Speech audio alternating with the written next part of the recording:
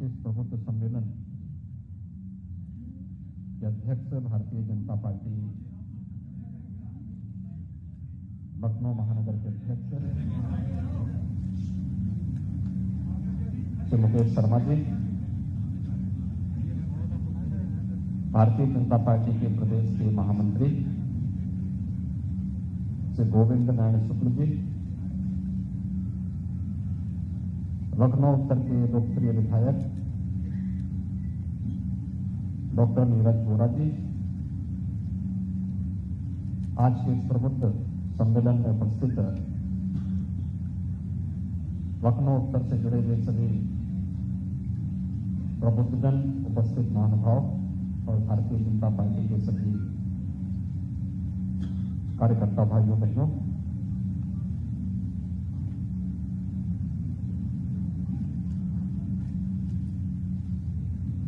आज मुझे आप सबके बीच में इस प्रबुद्ध सम्मेलन में आकर के आपके साथ इस संवाद के साथ जुड़ने के लिए अत्यंत आनंद की अनुभूति हो रही है।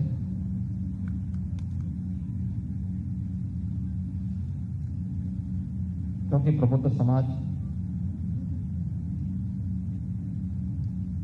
वैसे भी संपूर्ण समाज का नेतृत्व करता होता है।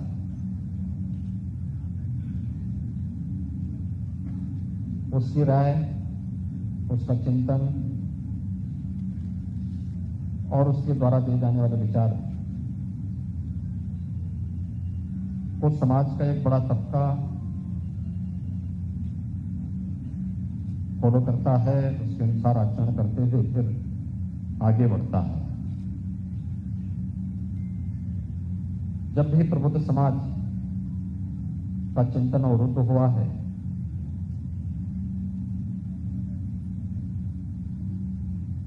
तो देश के सामने संकट आया है।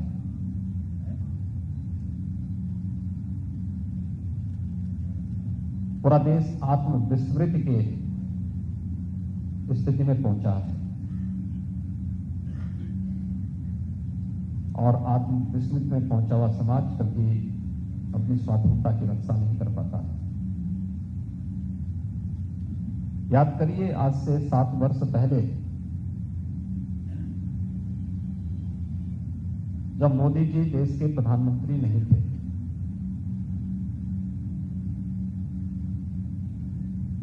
चीन ने देश पर हमला की, चीन ने देश के अंदर घुसपैठ की थी और उस समय के देश के राजनीतिक नेतृत्व ने और देश के उस समय के सुरक्षा सलाहकार ने भी देश के नेतृत्व को राय दी थी कि हमें चीन को छेड़ना नहीं चाहिए।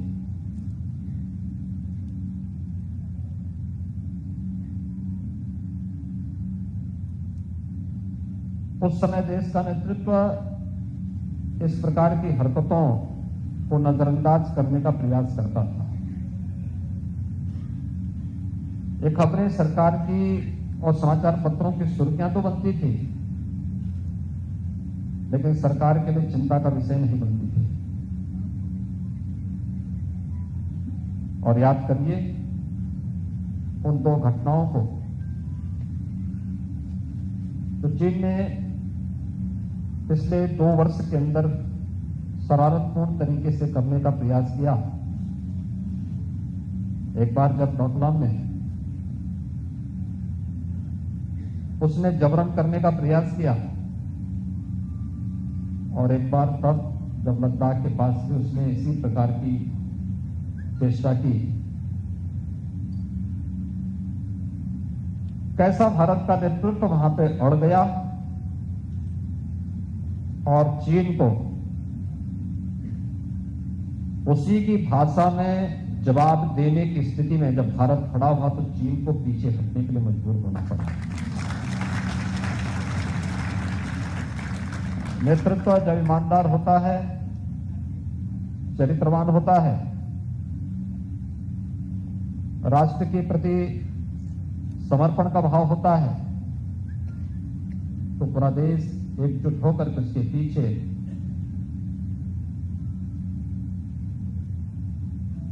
चल पड़ता है। तो एक ताकत होती है, मोदी जी की यही ताकत है। 135 करोड़ का भारत जब एक साथ बोलेगा तो दुनिया की बड़ी से बड़ी ताकतें भारत के सामने झुकने के लिए मजबूर होती हैं।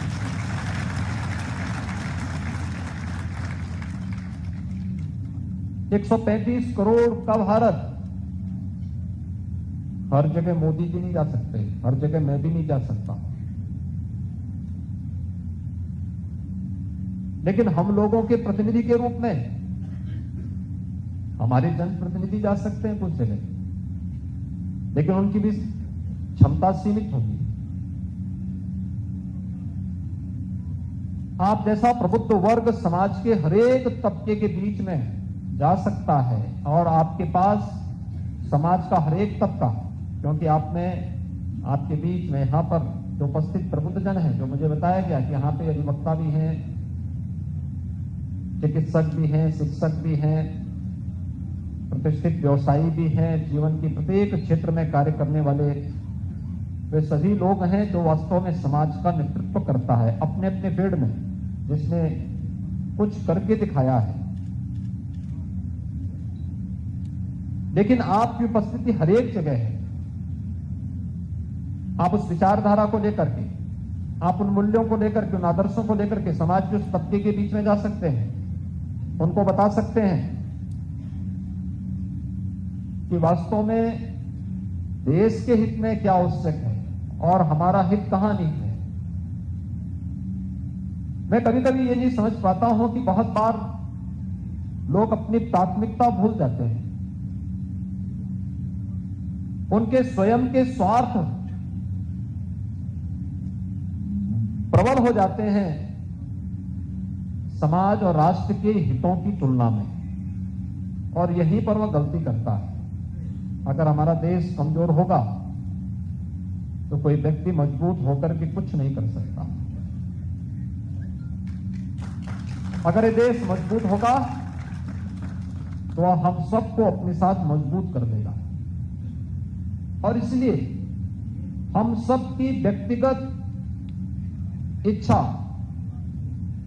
व्यक्तिगत शान शौकत, व्यक्तिगत स्वार्थ, व्यक्तिगत उपासना विधि, व्यक्तिगत मत और मजहब की स्वतंत्रता राष्ट्र धर्म के सामने गौण है।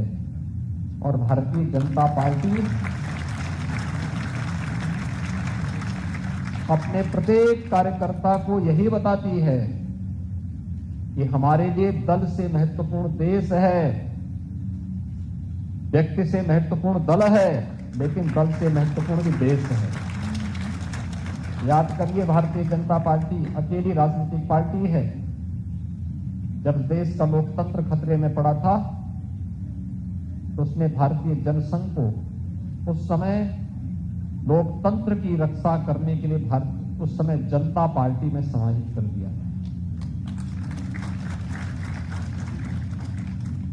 याद करिए, जब भ्रष्टाचार के खिलाफ लड़ाई लड़नी थी, हमने अपनी विचारधारा से ऊपर उठ करके राष्ट्रीय मोर्चा का समर्थन कर दिया था, क्योंकि इस देश को भ्रष्टाचार से मुक्ति दिलानी थी। जब इस देश में राजनीतिक अस्थिरता से मुक्ति दिलाने के लिए किसी अभियान और नेतृत्व की आवश्यकता थी, उस समय इसी लखनऊ के सांसद स्वर्गीय अटल बिहारी वाजपेयी जी आगे आए थे और उन्होंने देश में गठबंधन की सरकार और गठबंधन के एक नए युग का शुभारंभ किया था और देश के अंदर पहली सरकार बनाई। गठबंधन की सरकार बना करके, और गठबंधन की सरकार कैसे चल सकती है, उसके माध्यम से एक राजनीतिक स्थिरता देश के अंदर देने का कार्य भी किया। जब आवश्यकता पड़ी कि कोई व्यक्ति देश हित के विरोध में कार्य कर रहा है, देश के प्रतिकूल कार्य कर रहा है, तो डटकर उसके खिलाफ लड़ने का जज्बा भी आपने भारतीय जनता पार्टी के नेतृत्व के अंदर देखा होगा। भारत की आस्था का सम्मान होना चाहिए। भारतीय जनता पार्टी सदैव इस बात को लेकर के कही, लेकिन संविधान के दायरे में रहकर के हम इसका कार्य करें, इसको पूरा करेंगे। वह भी आवश्यकता पड़ी तो भारतीय जनता पार्टी ने करके दिखाया, और यही कहने के लिए आज मैं आपके पास आया हूं। भारतीय जनता पार्टी के कार्यकर्ता के लिए, भारतीय जनता पार्टी के लिए सत्ता प्राप्त करना और शासन करना मात्र लक्ष्य नहीं है। भारतीय जनता पार्टी उन मूल्यों, उन आदर्शों को लेकर के राजनीति में आई है, जिन मूल्यों और आदर्शों पर भारतीय समाज की आस्था टिकी हुई है, भारतीय समाज का जीवन टिका हुआ है, और जिस पर उसका भविष्य भी टिका हुआ है। और इसीलिए आप देख रहे होंगे कोरोना जैसी महामारी का सामना किस रूप में पूरे देश के अंदर हुआ। भारत दुनिया का विकसित देश नहीं है। हम विकास की प्रक्रिया से जुड़ करके विकसित होने की प्रक्रिया के साथ जुड़ रहे हैं। तेजी के साथ भारत विकास की प्रक्रिया के साथ आगे बढ़ा है।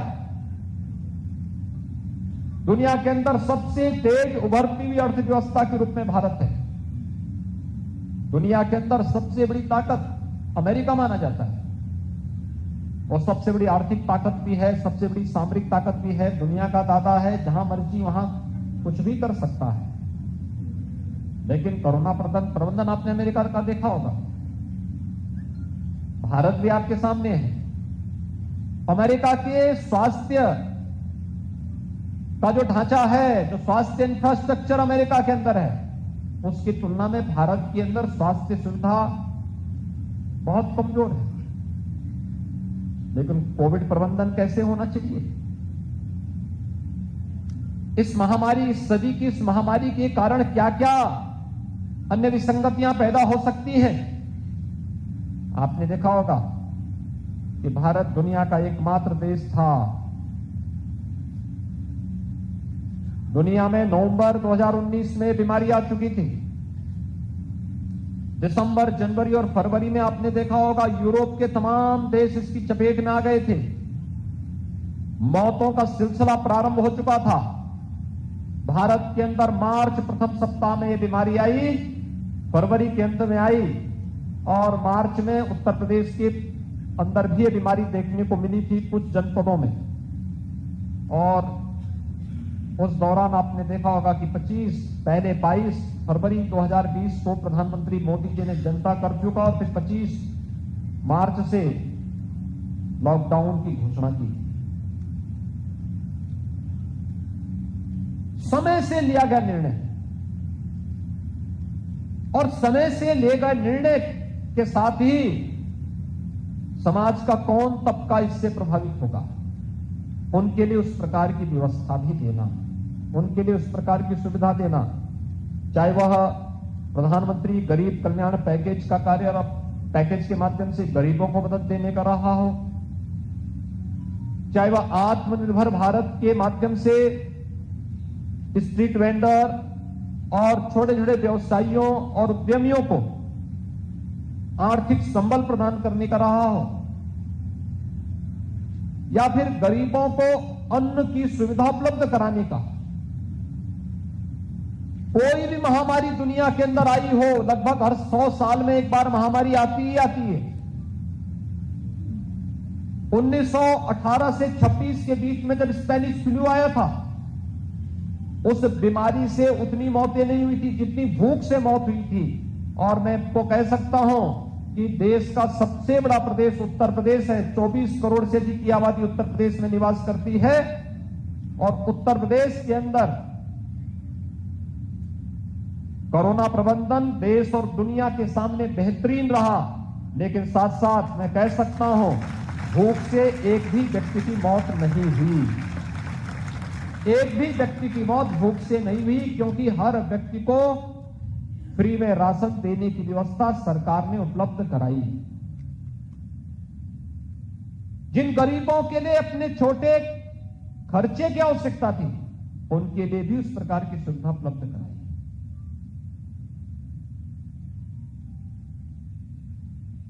आजादी के बाद देश के पूर्वोत्तर के राज्यों में क्या स्थिति थी? अलगाववाद चरम पर था। कोई राज्य वहां सुरक्षित नहीं था। असम हो, मणिपुर हो, मेघालय हो, अरुणाचल हो, नागालैंड हो, कोई भी राज्य, बड़ी अव्यवस्था थी। अलग अलग ग्रुप खड़े हो गए थे, भारत के खिलाफ हथियार लेकर के खड़े थे। 7 वर्ष पहले क्या स्थिति थी? अलग ही नजारा था। और 7 वर्ष में कैसे तस्वीर बदल गई पूर्वोत्तर के राज्यों की? क्या स्थिति है पूर्वोत्तर के राज्यों में इस समय? असम में भारतीय जनता पार्टी की सरकार, मणिपुर में भारतीय जनता पार्टी की सरकार, अरुणाचल में भारतीय जनता पार्टी की सरकार। हर केंद्रीय मंत्री के लिए अनिवार्य है कि 15 दिन में एक बार पूर्वोत्तर के राज्यों में कैंप करेगा, रात्रि को रुकेगा, वहां पर चल रही विकास योजनाओं की समीक्षा करेगा और वहां की जनता के साथ संवाद भी करेगा। आजादी के बाद यही तो संवाद नहीं हुआ था, जिस संवाद को मोदी जी ने पूर्वोत्तर के राज्यों के साथ प्रारंभ किया। उनके अंदर एक आत्मीयता का भाव पैदा किया। आज पूर्वोत्तर भारत के साथ जुड़ने में उतावला महसूस करता है। आज वहां के जितने भी अलगाववादी संगठन थे, इन सब ने हथियार डालने प्रारंभ कर दिए। ज्यादातर डाल चुके हैं, जो बचे हुए वे भी डालेंगे। भाइयों बहनों, नेतृत्व पर निर्भर करता है वह देश को किस दिशा में लेके जाना चाहता है, कैसे और कहां ले जाना चाहता है। और अगर नेतृत्व ईमानदार है, चरित्रवान है, राष्ट्र के प्रति अपनी प्रतिबद्धताओं के लिए जाना जाता है, तो पूरा देश उसके पीछे पीछे चल पड़ता है। फिर वो उत्तर हो या दक्षिण, पूरब हो पश्चिम, वह एक भारत श्रेष्ठ भारत की कल्पना को साकार करता है। और यही तो भारतीय जनता पार्टी ने किया है, यही मोदी जी ने किया है। उत्तर प्रदेश में आप सब रहते हैं। उत्तर प्रदेश की स्थिति आप में से किसी से छुपी हुई नहीं है।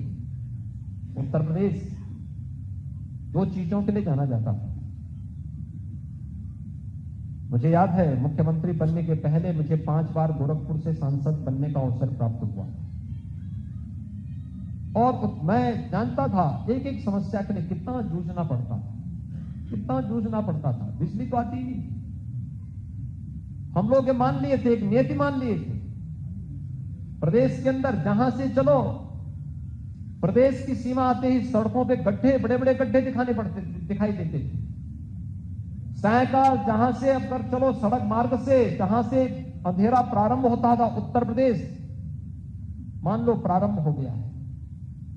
और दंगे हर तीसरे दिन, चौथे दिन एक बड़ा दंगा उत्तर प्रदेश में होता था। कोई जनपद ऐसा नहीं बचा था जहां बड़े बड़े दंगे न हुए। लोगों को कर्फ्यू का सामना न करना पड़ा। पर्व और त्योहार शांतिपूर्ण तरीके से नहीं मनाए जा सकते थे। बहन बेटियों की इज्जत सुरक्षित नहीं थी।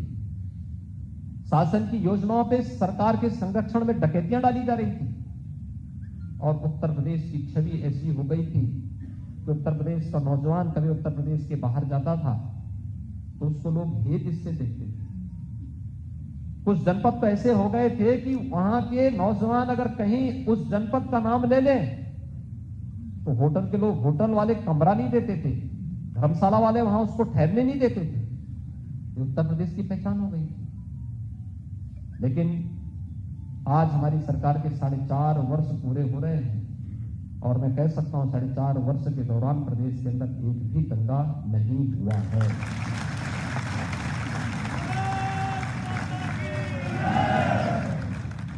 इस सुरक्षा का एक वातावरण,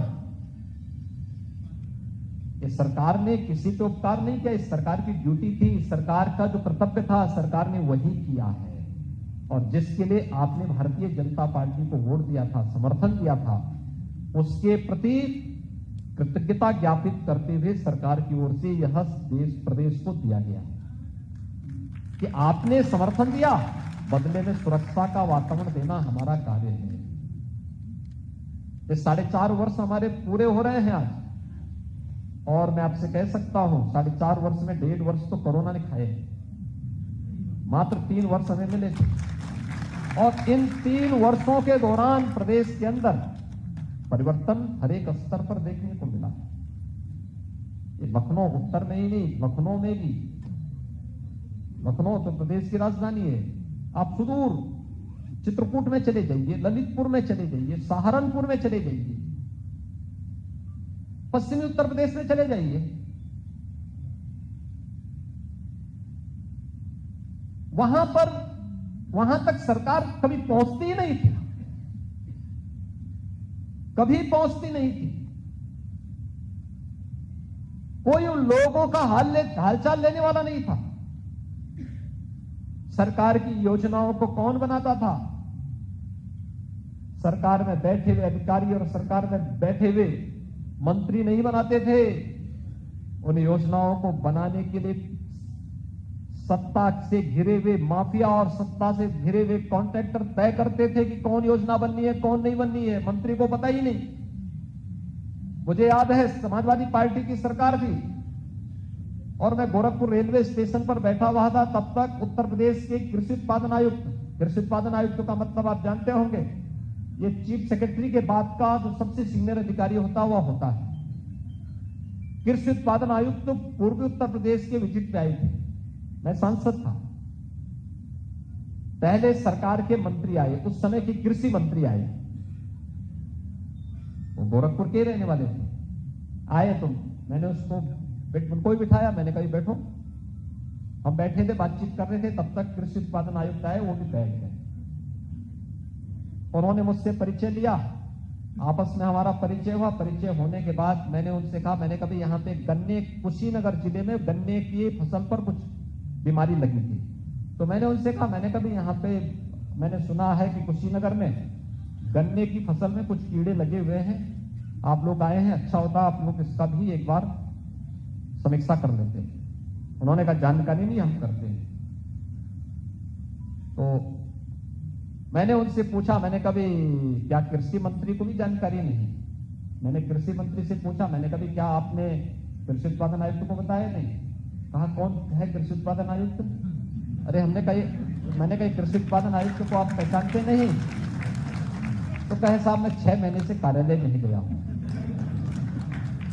मैं भौचक था, मैं सही बता रहा हूं, मैं भौचक था। 6 महीने से मंत्री कार्यालय नहीं गया, उनको अपने विभाग के सचिव के बारे में जानकारी नहीं, उनको कृषि उत्पादन आयुक्त के बारे में जानकारी नहीं, और वो कृषि मंत्री है। मैं समझ गया प्रदेश की सरकार कैसे चल रही है। भाइयों बहनों, यही होता था। जब परिवार की सरकार होगी, जातिवादी मानसिकता से सरकार कार्य करेगी, बेईमानी और भ्रष्टाचार जब सरकारों के सिर चढ़ करके बोलेगा और सरकार अपने निहित स्वार्थों के लिए पेशेवर अपराधी और माफियाओं की सरपरस्ती को स्वीकार करेगी, तो पहचान का संकट खड़ा होगा, विकास अवरुद्ध होगा। आम जन के सामने पहचान का संकट खड़ा होगा। नौजवानों के सामने अपने भविष्य को संवारने की बजाय भविष्य के लाले पड़ते हुए दिखाई देंगे, और यही तो उत्तर प्रदेश में हो रहा था। 14-15 वर्षों तक यही उत्तर प्रदेश के अंदर हुआ है। मुझे आश्चर्य होता है आज जब मैं विपक्ष के मुंह से विकास की बात सुनता हूं, मुझे तब ताज्जुब होता है, और इसलिए लगता है कि कम से कम देखा देगी कुछ तो बोल पा रहे हैं। नहीं तो विकास सिंह के मुंह से सुनने को मिलता ही नहीं था। मुझे याद है, तब भी मुझे याद है जब पूर्वी उत्तर प्रदेश में बाढ़ आती थी, भयंकर बाढ़ में डूबा रहता था, इंसेफ्लाइटिस की चपेट में प्रदेश रहता था, डेंगू की चपेट में रहता था, और मैं देखता था कि सभी फिल्मी हस्तियां सेफई में आकर के नाच गाने का मंचन कर रहे हैं। ये भी दृश्य हम लोगों ने देखा है। प्रदेश का पूरे विकास का पैसा एक जगह केंद्रित होकर के रह जाता था। आम जन को उन विकास के कार्यों से कोई सरोकार नहीं, केवल अपने व्यक्तिगत तुष्टि के लिए सब योजनाएं बनती थी। ठेकेदारों को संतुष्ट करने के लिए ये सब होता था और कोई और भी छुपावा नहीं। राजनीति में बड़ी बड़ी टीमें हाथते हैं। यही लखनऊ में आपने देखा होगा, डीजीपी के आवास के, पहले प्रदेश का जो डीजीपी है उनका आवास और उनका कार्यालय एक ही भवन में था। उनके ठीक सामने 500 मीटर की दूरी पर एक कुख्यात बर्बर माफिया ने 5 बड़ी बड़ी हवेलियां खड़ी कर दी थी। तो मैं एक दिन डीजीपी का विदाई था तो मैं वहां गया था, तो मुझे मेरे एक अधिकारी ने बताया, मैंने कहा साहब इस सामने जो बिल्डिंग दिखाई दे रही है आप जानते हैं किसकी है? मैंने कहा भी किसी ने बनाई होगी। कहा नहीं ये उस माफिया की। अरे हमने कहा किसकी जमीन है ये? तो कहा गया कि ये जमीन जांच करवानी चाहिए। वास्तव में मैं आया, मैंने उसके कागज मंगवाए तो मुझे कुछ कागज मिले, सब तो शत्रु संपत्ति की। और शत्रु संपत्ति से कोई व्यक्ति कैसे कब्जा कर लेगा? तो मैंने कहा भी अब इसका एक उपचार है। हम लोग लड़ रहे थे, सब जगह लड़ रहे थे। मैंने कहा जब कुछ नहीं होगा तो मैंने कहा चलो बुलडोजर तो है।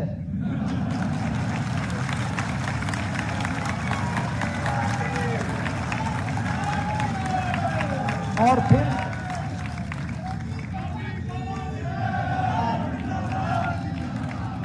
क्योंकि मैं जानता था इस बारे में कि बहुत बार बहुत ज्यादा पंचायत करने पर दिक्कतें हो जाती हैं। तो उस समय पंचायत न करके फिर सीधे जवाब देने की आवश्यकता होती है। और वह सीधा जवाब देने की जब कार्रवाई प्रारंभ हुई तो आज आप देख रहे होंगे कोई माफिया अब किसी सरकारी भूमि पर, किसी व्यापारी की भूमि पर, किसी निर्दोष या किसी संभ्रांत नागरिक की भूमि पर कब्जा नहीं कर पाएगा, कभी नहीं कर पाएगा। मैं देख रहा हूं बहुत सारे लोग सरेंडर कर रहे हैं, भाग रहे हैं, संपत्ति को सुपुर्द करते हुए भाग रहे हैं। अकेले प्रयागराज में 100 एकड़ भूमि हमें सुपुर्द की गई। 100 एकड़ भूमि, और हर महानगर में इसी प्रकार से चल रहा है। और मैंने इस बारे में कहा, मैंने कभी यहां पे गरीबों के लिए आवास बनाओ पहले, फिर आवास के लिए जो भूमि बचती है फिर इस भूमि पर अलग अलग तबके के लोगों के लिए भी आवास की सुविधा दो, अच्छी सुविधा दो, बुनियादी सुविधाओं से परिपूर्ण अच्छी हाउसिंग स्कीम लेकर के आओ। यानी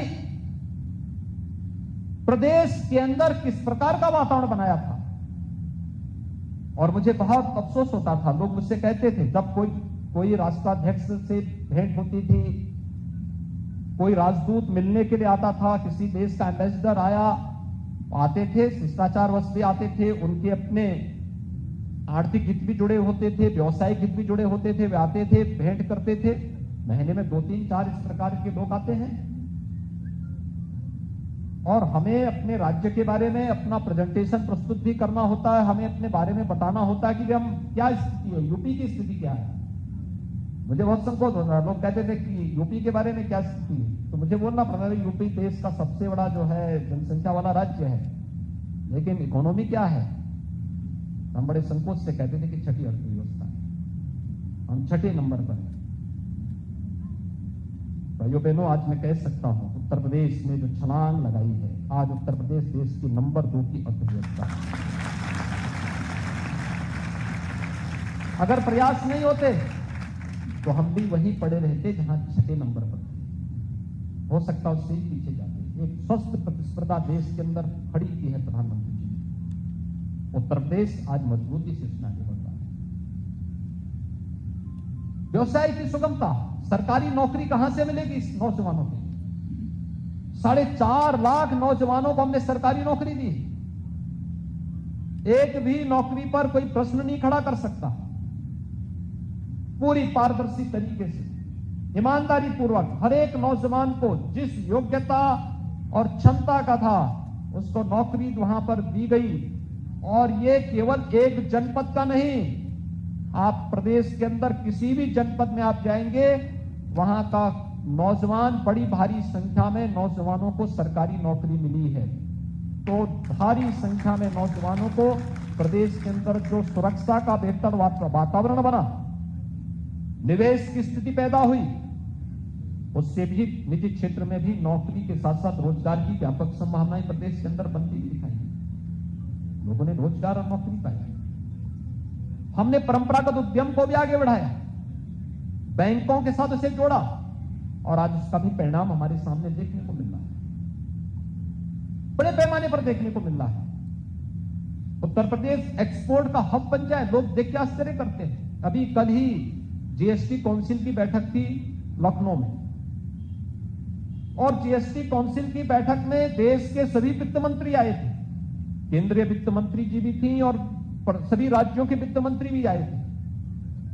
वे सभी इस बात पर बहुत जब थे, अरे Uttar Pradesh revenue surplus state बन जाए, उनके लिए कल्पना थी, लेकिन उत्तर प्रदेश ने वह करके दिखाया है, वह सब करके दिखाया है। और उत्तर प्रदेश में किसी चीज की कमी भी नहीं होने दी।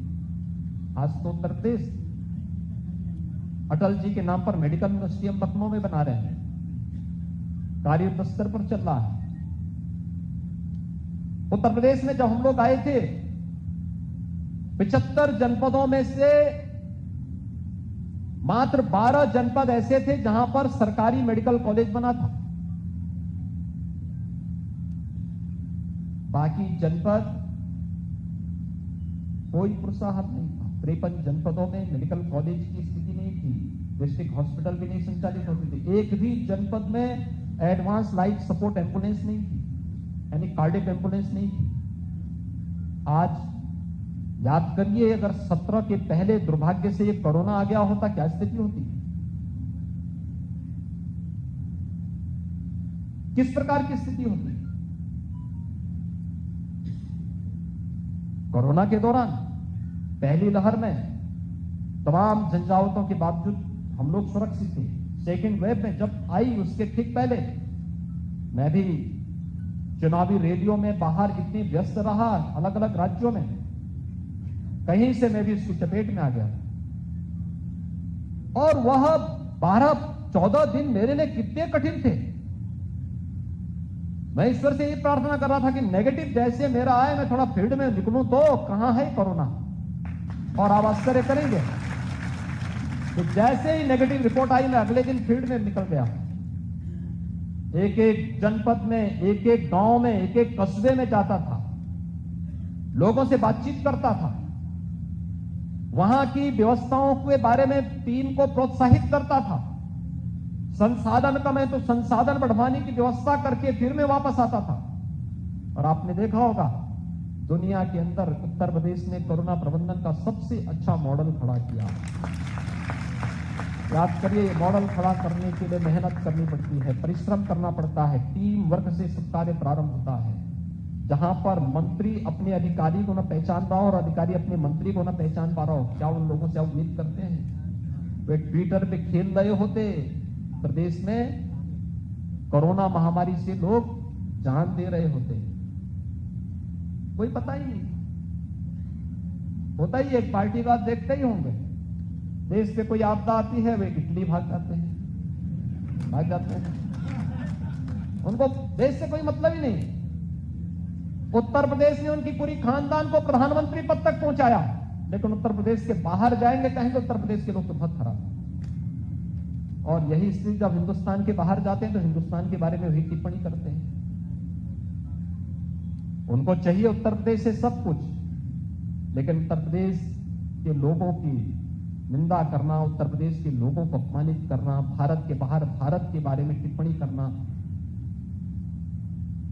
देवी देवताओं के बारे में टिप्पणी करना, राम और कृष्ण को नकार जाना, उनकी प्रवृत्ति का हिस्सा है। तो एक्सीडेंटली हिंदू होगा तो यही तो होगा। और ये एक्सीडेंट बार बार जनता नहीं दोहराने देगी। और इसलिए भाइयों बहनों, मैं आज आपसे अनुरोध करने के लिए आया हूं। पूरा देश वर्तमान में देख रहा है। आपने देखा होगा, मैं यहां के कार्यक्रम के पहले एक दूसरे जनपद के कार्यक्रम से वापस आ रहा हूं। मैं लखनऊ में नहीं था। कल जीएसटी काउंसिल की बैठक के बाद मैं चला गया था, कार्यक्रम संपन्न करके फिर अभी वापस आया हूं और फिर कल से अन्य जनपदों के कार्यक्रमों में फिर निकलूंगा। 4.5 वर्ष हम लोगों ने न दिन देखा न रात्रि देखी, न रुके न डिगे न थके। प्रदेश के हित के लिए कड़े से कड़े निर्णय लेने में और प्रदेश की जनता के लिए किसी भी स्थिति पे जाकर के उन कार्यक्रमों को लागू करवाने के लिए हम लोगों ने पूरा प्रयास किया है, हर संभव प्रयास किया है। और मेरी आप सबसे अपील होगी, प्रबुद्धजन समाज का ओपिनियन को बनाता है, समाज को एक दृष्टि देता है, सही दृष्टि देता है। कहीं कोई बात होती है, किसी स्तर पर होती है, वहां पे लोगों को समझाने, सही राह दिखाने का कार्य करता है। और इस विषय में भी आप सबसे अपील होगी, अगले 6 महीने प्रदेश के लिए बहुत महत्वपूर्ण होंगे। कैसा राज चाहिए? दंगा मुक्त, भय मुक्त, विकास और ईमानदारी से प्रदेश के हित के बारे में सोचने वाली सरकार चाहिए, या दंगाइयों को मुख्यमंत्री आवास पर बुला करके सम्मानित करने वाले वही भ्रष्ट, वही माफिया, वही पेशेवर वे लोग जिन्होंने प्रदेश की पहचान का संकट प्रदेश की जनता के सामने खड़ा किया था, वही लोग। और इस पर एक स्वस्थ बहस के साथ साथ उन सभी कार्यों की समीक्षा करते हुए आगे बढ़ने के लिए आप सबका आह्वान करने के लिए आज मैं विशेष रूप से लखनऊ उत्तर के इस विधानसभा क्षेत्र में उपस्थित हुआ हूं। मेरी आप सबसे अपील होगी और उस दिशा में हमें आगे बढ़ने की आवश्यकता है। आज आप देख सकते हैं किस प्रकार की स्थितियां हैं। कोई सोचता था? लोग कहते थे अयोध्या के बारे में, लोग कहते थे जब मैं मुख्यमंत्री बना, मुख्यमंत्री बनने के बाद दीपावली आई, दीपावली के पहले 15 दिन पहले हमारे सभी प्रशासनिक अधिकारी आए, चीफ सेक्रेटरी, सब लोग। इन्होंने कहा साहब दीपावली के दिन सभी अधिकारी आपको दीपावली की कविश करने के लिए आना चाहते हैं। मैंने कहा मैं दीपावली के दिन लखनऊ में संभवतः बाहर रहूंगा, क्योंकि मैं कुछ जनजातीय बच्चों के बीच में कार्यक्रम करता हूं, तो वहीं रहूंगा। तो उन्होंने कहा कि हम लोग कब आना, हम भी आना चाहते हैं। तो मेरे दिमाग में आया, मैंने कहा अधिकारी मुझे दीपावली की शुभकामना देने के लिए आना चाहते हैं, लेकिन दीपावली का आयोजन तो अयोध्या से जुड़ा हुआ है, तो क्या अयोध्या की दीपावली कैसे होती है इसको देखना चाहिए। मैंने अपनी एक टीम भेजी वहां अयोध्या। मैंने कहा जाके देखो अयोध्या में क्या होता है। उन्होंने कहा अयोध्या में कुछ नहीं होता। फिर मैंने टीम से कहा, मैंने कहा एक बार थोड़ा संतों से बातचीत करके उनके मन को टटोलिए, क्या उनके मन में है, तो चाहते क्या है। खैर उनके मन में था भी नहीं, कुछ भी नहीं था। तो मैंने कहा उनको एक बात बोलो कि हम एक आयोजन अयोध्या में करना चाहते हैं, क्या वे सभी लोग मंच पे आएंगे और मुझसे एक बार टेलीफोन से बात करवा दें। मैंने जब टीम के सामने, प्रशासनिक टीम के सामने बात रखी, उन्होंने कहा साहब अयोध्या जाने में बड़ी बदनामी होगी। मैंने कहा अयोध्या जाने में कौन बदनामी होगी? तो कहा नहीं बदनामी होगी। मैंने कहा देखो अयोध्या के लिए हम बदनाम भी सहने के लिए तैयार हैं, और इस बार मैं जाऊंगा। इस बार की दीपावली अयोध्या में होगी और भव्य दीपावली मनाएंगे, और दीपावली के उस आयोजन के साथ जुड़ना है। तो अधिकारियों ने कहा, मेरे टीम थी, मैंने उससे कहा, मैंने कहा ये काम करो 51,000 दीपक जलाने की व्यवस्था करो। अयोध्या और उसके आसपास के जनपदों में नहीं मिले, पूरे प्रदेश से इकट्ठा हमें करवाना पड़ा। आपने देखे होंगे अयोध्या की दीपावली आज और देश के लिए एक आयोजन बन गया है। जन भावनाएं कैसे उमड़ती हैं जब नेतृत्व देश का यशस्वी होता है, 500 वर्षों की जमी हुई बर्फ कैसे पिघल गई। आपने देखा एक झटके में अयोध्या में राम जन्मभूमि का सारा विवाद समाप्त। आज मंदिर का निर्माण कार्य युद्ध स्तर पर चल रहा है। मंदिर का निर्माण ऐसा हो रहा है 1000 वर्षों तक कुछ भी हो जाए मंदिर की नींव नहीं हिल पाएगी। ऐसा भव्य मंदिर, दुनिया का सबसे भव्यतम, सबसे सुरक्षित स्थल के रूप में अयोध्या में राम मंदिर के निर्माण का कार्य हो रहा है। आपने देखा होगा किस प्रकार की स्थिति है अयोध्या में। लोग कहते थे कि फैसला हो जाएगा तो ये हो जाएगा। मैंने कहा यार देखो ये सब की चिंता मत करो। सभी अधिकारी कहते थे कहा साहब फैसला हो जाएगा तो ऐसा ना हो। हमने कहा देखो सब चिंता मत करो, सब मैं संभालूंगा। और लोग बोलते थे, कोई बोलता था खून खराबा हो जाएगा। मैंने कहा देखो एक मच्छर भी नहीं मरेगा उस दिन, देखना एकदम शांत रहेगा। और भाइयों बहनों देखो कितना शांतिपूर्ण दिन था। मैं सही बता रहा हूं। 9 नवंबर 2019 को जब श्री राम जन्मभूमि का फैसला आया था, यानी उस दिन प्रदेश में एक सामान्य छिनैती की घटना भी नहीं घटी थी। अक्सर मैं देखता हूं कि कोई मोबाइल फोन से बात कर रहा है, कोई दूसरा आया तुरंत छीन के भाग रहा है। उस दिन ये भी नहीं हुआ। राम राज्य का दिन था, सचमुच राम राज्य का दिन था। और हम सबको गौरव की अनुभूति होनी चाहिए। हम गौरव की अनुभूति करें कि अयोध्या उत्तर प्रदेश में है। अयोध्या उत्तर प्रदेश में है, मथुरा उत्तर प्रदेश में है और काशी उत्तर प्रदेश में है। गंगा, यमुना और सरस्वती का त्रिवेणी संगम प्रयागराज उत्तर प्रदेश में है। हम सबको अपनी आस्था के इन केंद्रों पर गौरव की अनुभूति करनी चाहिए। इनके संरक्षण के लिए, इनके संवर्धन के लिए आने वाली पीढ़ी की आस्था इनके साथ जुड़ी रहे और हम मजबूती के साथ इन व्यवस्थाओं के साथ जुड़ करके गौरव की अनुभूति कर सके। इस पर हम सबको मिलकर के आगे बढ़ना होगा। मुझे लगता है कि प्रबुद्ध सम्मेलन के अवसर पर मैं आप सबसे ये अपील करूंगा कि 4.5 वर्ष हम लोगों ने, हमारी पूरी टीम ने प्रदेश की जनता को समर्पित किए। अगले 6 महीने में आपसे भी चाहूंगा कि आप लोग भी भारतीय जनता पार्टी के इस मिशन का हिस्सा बने। देखिए मिशन का हिस्सा बनने के लिए ये मत सोचिए कि कोई मुझे कहेगा तभी मैं करूंगा, या कहीं कुछ हो रहा है, कोई देश को, समाज को, किसी सामान्य नागरिक को या समाज की कहीं क्षति कर रहा है, तुम्हारे मुंह से शब्द कतई नहीं निकलना चाहिए कि मेरा तो क्या है। ये कभी नहीं। जब भी ये शब्द निकले हैं, देश कभी आगे नहीं बढ़ पाया, कभी नहीं। हमारा तो एक ही भाव होना चाहिए कि नहीं, हम ठीक है, व्यक्ति के नाते, एक पारिवारिक नागरिक होने के नाते आप लोगों का दायित्व बनता है कि अपने अपने परिवार की देखभाल करें, उनकी सुरक्षा करें, उनकी अच्छी खुशहाली के लिए कार्य करें। लेकिन समाज के लिए भी और देश के लिए भी हमें सोचना होगा, उसके प्रति भी अपनी प्रतिबद्धताओं को दोहराना पड़ेगा, आगे बढ़ना पड़ेगा।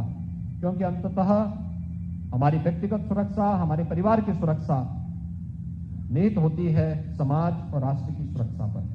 अगर समाज सुरक्षित है, हम भी सुरक्षित हैं, हमारा देश सुरक्षित है तो हम सब भी सुरक्षित हैं। और ये भाव हमारे मन में सदैव बना रहना चाहिए। इस राष्ट्र धर्म के लिए अगले 6 महीने आप सबसे देने की अपील करते हुए मैं इस प्रबुद्ध सम्मेलन के आयोजकों को हृदय से बधाई देता हूं। धन्यवाद। जय हिंद। साथियों, अपने